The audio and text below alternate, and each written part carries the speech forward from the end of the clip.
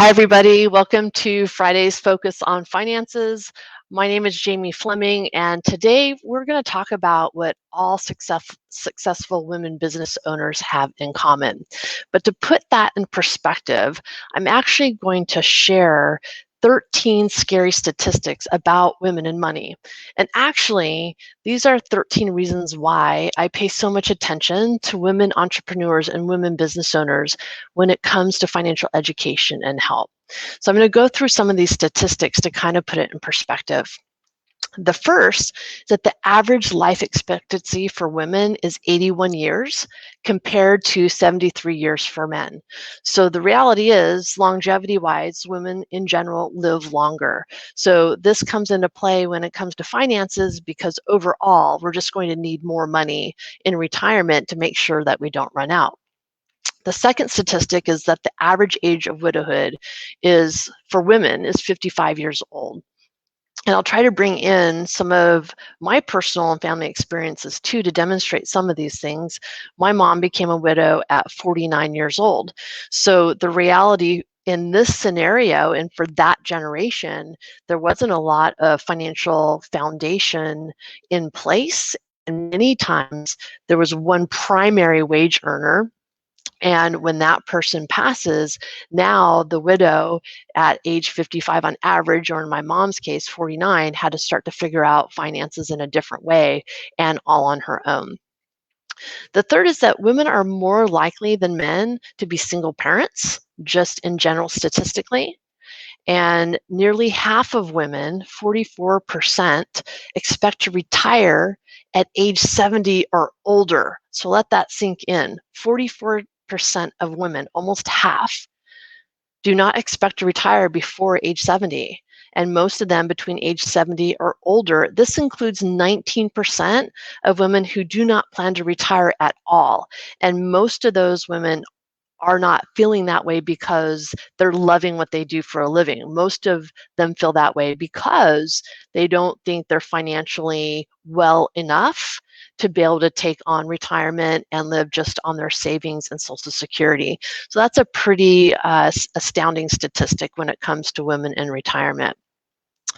The fifth statistic is the median earnings of all women nationwide is $638 a week compared to our male counterparts, which is $798 a week. This is an 80% difference between what men make, the median earnings, and what women make.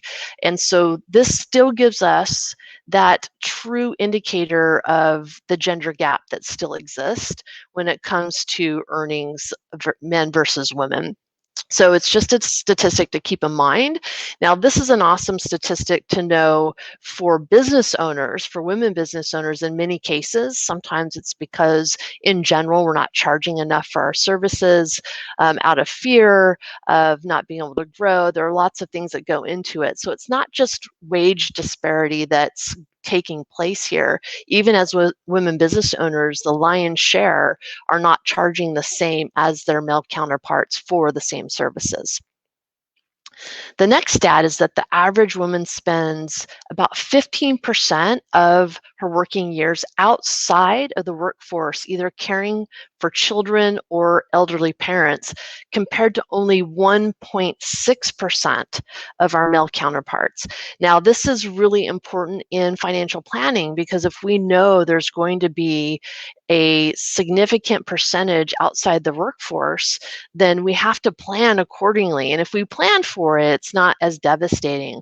But if we wait until after, we always talk in our client meetings and in our focus on finances that we like to take a proactive approach to financial planning. So that way you can kind of set yourself up for success, knowing that there's a high percentage of women that are going to have time outside the workforce and plan for it accordingly. The next statistic is that nearly 2/3 of US women age 40 to 79 will have a major, at least one, but more likely more than one major financial crisis. And this could be from job loss, divorce, death of spouse, or a serious illness, either ourselves or for our significant others. So this is where that 15% out of the workforce can come into play as well, when we're taking care of others in our family that are coping with a serious illness as well as ourselves. So this is a huge statistic as well, again, because 2/3, 67% of women are in this scenario. The next is that in 80% of the nation's households, women are the primary decision makers regarding purchases. And this is regardless of who is the primary wage earner. And this is huge because as I talk to women business owners and entrepreneurs, most of us are the decision makers in our household. So add on to that, women business owners, you're running your own business. If you're a mom, you're running your child's household, your significant other, and household in general, making the major financial purchasing decisions, you're really running a business without knowing it in a lot of the components. So if you think about it this way, if you don't have a plan in place, either a spending plan, budgeting, knowing what's coming in, knowing what's coming out, if you're not running it like a business, then you may not be as efficient as you could be, but you're already doing a lot of the skills that a business owner does. The next is that 80 to 90% of women will be solely responsible for their finances at some point in their lives. And this is mainly due to divorce and the fact that women on average outlive men by 7 years on average. So knowing this, it is critical for us to take a more proactive approach in establishing a better financial foundation, knowing these stats, the reality of them, the percentage of us that are going to be doing this is very high. So the more we can set in place and lay the foundation for it, the easier it's going to be when you have to transition into maybe doing your finances with a significant other or partner. Or in a lot of cases, I've had a lot of new clients come in where they have lost their spouses. Now they have life insurance proceeds and funds that are coming in at lump sum without not just the financial foundation, but the confidence of making good, wise choices with those monies. The next statistic is even though women have longer life expectancy, when asked how much they're aiming for in retirement savings, what their goal is, it's significantly lower than our male counterparts. On average, the median goal for women going into retirement is only 200,000 versus 400,000 for men. Now think about this number.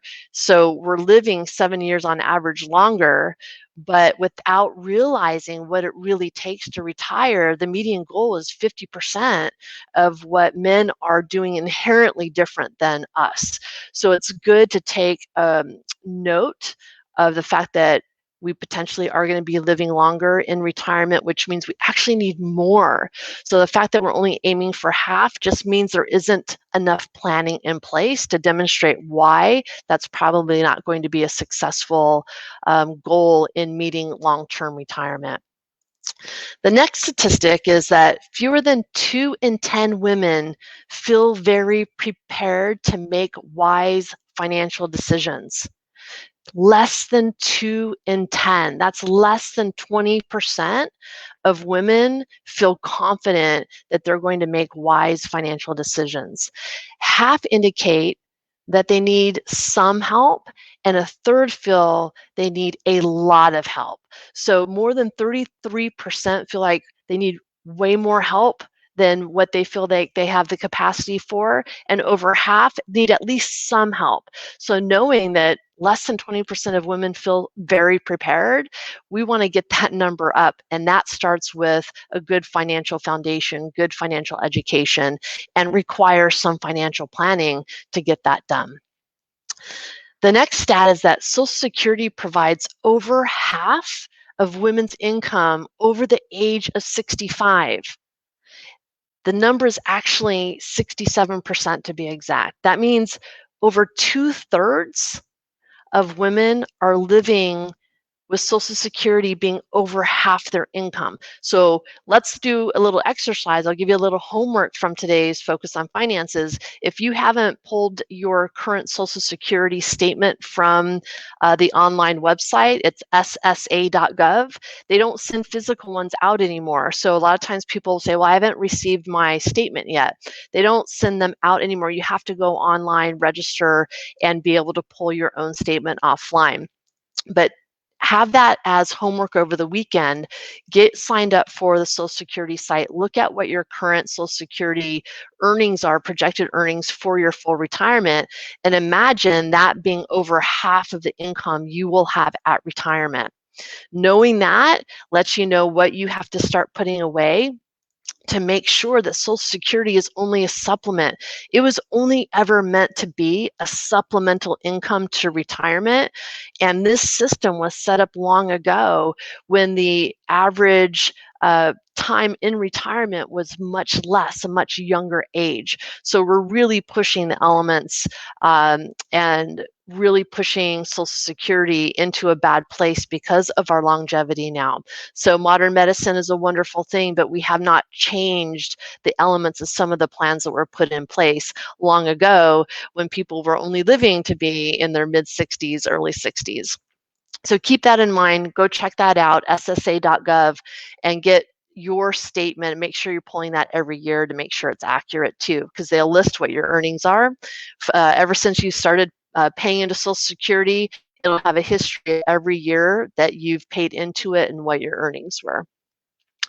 The last statistic, and this is really significant in my mind, is that the number of middle and upper income women struggling with debt has risen faster than the number of lower income women struggling with debt. And what does this mean exactly? So you've heard me say the phrase, or one of the falsehoods about finances is that people think, oh, I'll start saving more when I start earning more. And we know that that's a false mentality or psychology around money, because if your foundation is spending and not saving, then it won't matter how much more money you have. A matter of fact, what happens is that people tend to gradually just continue to spend at higher levels when they start earning at higher levels. So this is really important. This is an important statistic because we know that the middle and upper income women category is increasing. Now, I want you to really hear this. It's the income that's increasing. What's also increasing is the rise in debt level. What's not increasing, and where I want to really focus when we get into the what most successful women business owners have in common, what I want you to realize is that even though income has increased, debt has also increased. What hasn't increased at the same level is the personal wealth, so your net worth. So as women have been earning more income, generating more revenue as business owners, there is still a huge gap between generating income and revenue and translating that into your personal wealth, your personal net worth.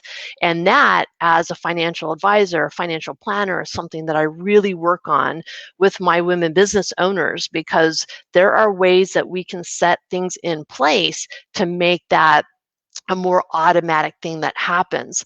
But the reality is, if you're not changing some of that financial foundation, then if you're in debt with lower income, chances are you're just going to be in higher debt with higher income. It's just this process that goes. And so you have to really look at consciously changing those ways of looking at your finances. So I hope this is making sense with what we have in place as far as what some common statistics are to really put these other things in perspective.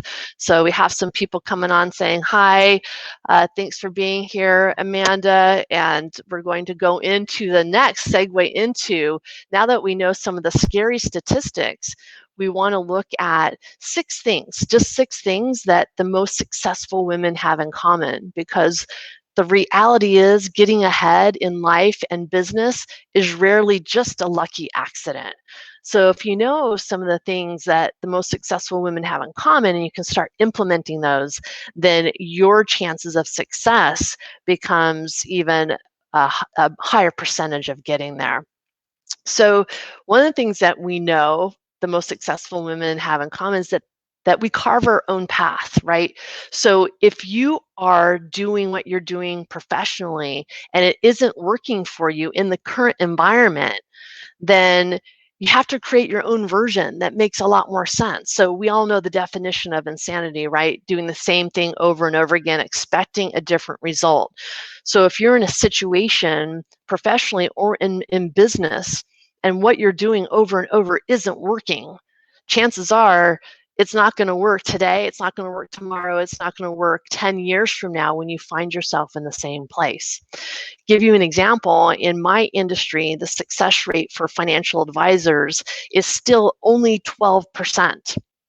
Only 33% of all financial advisors are women, and even lower, only 23% of certified financial planners are women. And believe it or not, this is significantly higher than when I started in the industry 30 years ago, when those percentages were in single digits. So the reason why I share this with you is because 30 years ago in the industry, I was learning in an industry that was 90% male oriented. And here I was coming from a different perspective as a woman coming into a very male dominated industry. Women have a different skill set that includes, oftentimes, right, not all the time, but in general, includes empathy and intuitiveness, listening, and the ability to understand and tap into the emotional side of what people need, not just women, but what all people need, versus, at least in my industry, the still very male driven side of the financial industry. So why is this important? It's important because 30 years ago, I was already wanting to work with women as a target market, and it was not a popular choice in my industry. But of course, I had a vested interest in not only succeeding as a woman entrepreneur myself, but also educating women in the area of finance so their financial foundations were stronger and confidence higher. So this is critical because, of course, I needed to put in my time, but I also had a larger vision in place in my mind that as soon as I had my foundation, I wanted to go out on my own, because the way we were being trained in the industry was very fear-based. It was very, let's just make it as complicated as possible so people need us. Where I always thought, well, if I educate my clients, then won't they do more of what they need to do to be financially successful? So in my circumstance, I was in a very male-oriented industry that didn't make sense, although I needed to get some time under my belt. And then, because that wasn't working for me and I had a specific way that I thought the industry could be done in focusing on women and women entrepreneurs, I wanted to go out on my own. And so that's part of, if something's not working, you may have to carve your own path. And that's the scary and the exciting part of all of this, right? So the other thing that most successful women do or are not, we're not afraid to fail, right? As long as you're learning from those quote unquote failures and getting better from them over time, you won't just keep pushing against something that isn't working, right? It's good that we have that ability to be agile and we can make adjustments as we need to. Okay, so people look at failures as this really horrible thing, but just let me tell you, you can read any book on some of the most successful people in the world, and they will talk about their major failures and how that helped them become successful. So I look at these so-called failures as actually financial tuition and really looking at it as a learning opportunity. So remember, I had just said that today only 12% of all advisors are successful, and the majority of advisors do not make it past the third year mark, right? So here's the interesting thing, is that you have to look at, not focus on the failures. So people say only 12% of advisors are successful. Most people will say, well, that means 88% fail, right? So I always focused on the positive, that 12%. I just knew I wanted to be part of that 12% versus worrying that I might be part of the 88%. So sometimes it's the mentality of what you're focusing on and looking at how do I focus on the most positive piece and not worry. There's going to be successes and failures all around, but where do I want my focus to be? And in psychology, there's they always say that you manifest what you focus on. So if you focus on the 80% or 88% of those of us who don't make it, then you probably have a higher chance of being that 88%. My focus wants to be on the success piece. So where do I go to be in the presence of those folks, and where can I emulate some of the things that they're doing that's successful? And you can do that in any industry. It's funny though, even though targeting women when I first started in the industry wasn't a very popular target market 30 years ago, today women are being heavily targeted for marketing purposes and for really good reason. I'll give you some women business owner statistics from 2019, and that is more than 11.6 million firms are owned by women. We generate almost 2 trillion in sales and revenue. We employ more than 9 million people. And this statistic is pretty awesome, and it's getting bigger and bigger. 1 in 5 firms with revenue of $1 million or more are women owned. So I love this. I love how women are making an impact in the world.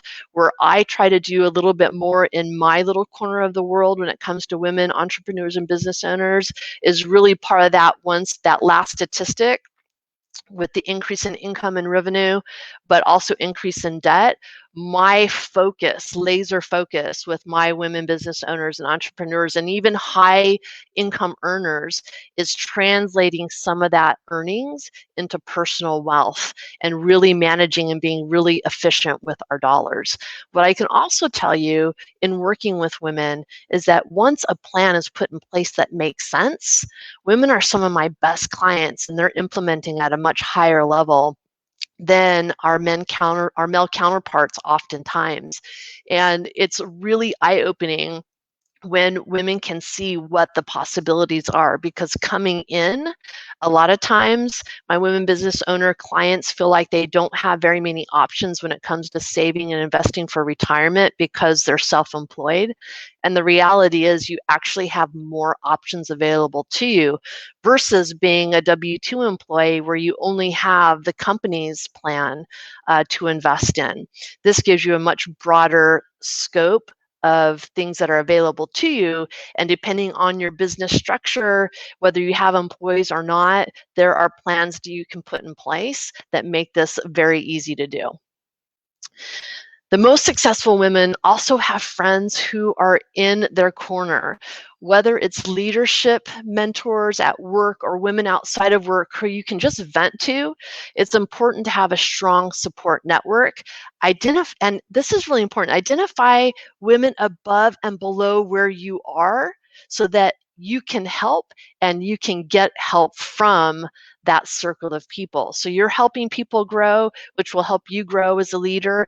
And you're also looking for people who are at the level that you want to be and looking at those folks for mentorship and support. Most of the time when I've shared my ideas about business and just things in general, people often think that I'm just crazy. You're going to do what? You're going to go out on your own. You're going to target women. But what I can tell you is that I've had a handful of people in my circle that were and are my true cheerleaders. And we want to see each other succeed, not be threatened by it. So you want to have the circle of people. The innovators of the world are the people that think differently than most other people. And so you want to have people in the world that aren't threatened by your ideas and your path to success. We want each other to succeed, and that way we can support each other in such a powerful way. So being able to share your goals is a critical element to our successes.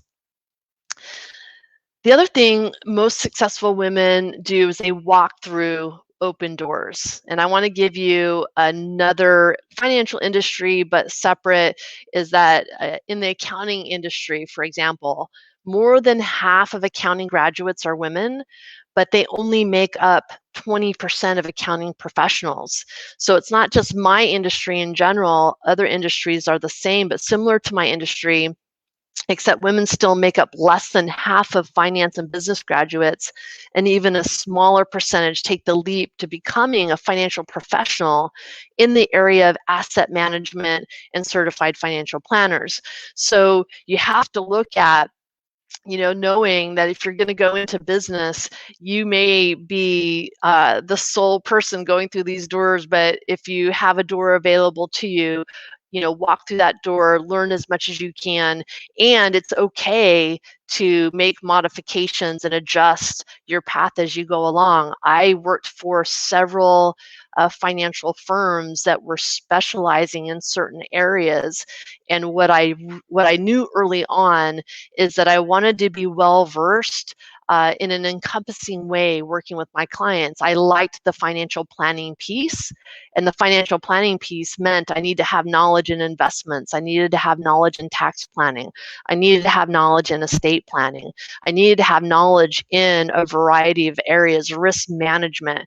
So what I did, which was also not popular when I was growing up in this industry, is that once I learned all that I thought I could from a particular firm, I would seek out another firm that had another kind of specialty. And so I did this. I did this throughout the first 10 years of my career so that I felt like I had a good foundation going into financial planning, that I could talk to individuals, I could talk to business owners, because there are elements that are unique to each of these segments. And because of my clients, I acquired more and more skills because I knew so much about them. If they had something that I didn't do that they needed, they eventually said, "Can't you just learn how to do this? Because you already know everything about us. We'd rather stay with you than going with another professional." So, this constant ability to look at fine tuning what you're doing, so that when you go through and you have these doors open available to you, you figure out what you want to do and what you need to do to make that happen. Number 5 is that most successful women create personal space. This is so very critical. This means taking time for self-care. And the reality is that once you have this in place and then you stop doing it for a while, you can really see the negative effects as far as how it affects family life, work life, just all your well-rounded world. But I practice yoga and I go for hikes with my pup to help balance the demands of being a business owner and a parent.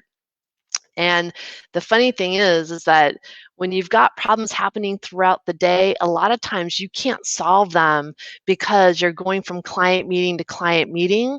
But what I know is that if I carve out time for yoga, without even meaning to, suddenly my brain's gotten a break and I'm solving that problem without even intending to.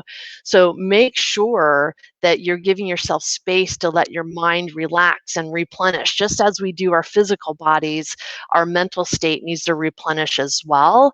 And I really know when I've gotten out of balance in this area, because I can tell my stress levels increased and maybe I feel like I'm not being as productive.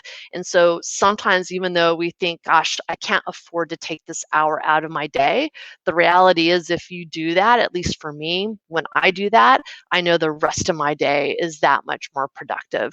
So keep that in mind, even if you start the day with 15 minutes of some kind of self-care, or take 15 minutes in the middle of the day. Sometimes I'll even, if I'm having a day where I'm feeling really maxed out and tired, I'll take 15 minutes to do a meditative uh, focus on getting my energy back, and all of a sudden I have more energy to get through the day.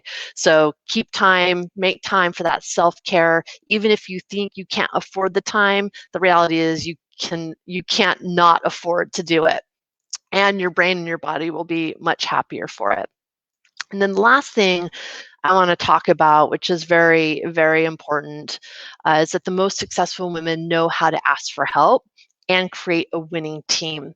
Okay, and the day before GPSs and cell phones, if for some reason we found ourselves lost, not able to find a destination, women asked for directions at a much higher percentage rate versus our male counterparts. And if my mom's listening to this today, or if she's listening to it at some point, she'll listen to the recording, she'll laugh at this because, of course, that was the experience that we had. If my mom and dad and I were in the car and my dad was lost, he would circle the block and do all these things where if my mom and I were just on our own, we would stop and ask for directions. So this is important because successful women do this in business as well. And I had a very wise mentor tell me once, we're not meant to do all of this alone, right? They told me, like, you have incredible strengths, spend time there, and then delegate all other areas to a supportive team to keep all the areas running smoothly. That's why I am so grateful that I have my director of operations, Monique Lopez, who you've all seen pop in, and if you've talked to her office, then you have surely talked to her. She's been with me for 6 years, and she is the grease that keeps the back end of this office and this business going. And so you have to have a team. You know, when I got to a certain level in my business, my CPAs, like, Jamie, you have to hire a bookkeeper. That's not where you should be spending your time based on the cost to do that. And he was absolutely right. My time where I enjoy my passion and what I do is actually sitting with clients, working with clients, developing plans. That's where the majority of my time should be spent. And if I'm doing that, then I need other people to help with back end and support the areas where I want to spend time and where my greater strengths are. So successful women have a team of professionals that work together. So make sure also, because this includes your CPAs, your financial advisors, your CFPs, estate planning attorneys, bookkeepers, insurance person, you want to make sure that these professionals are working together.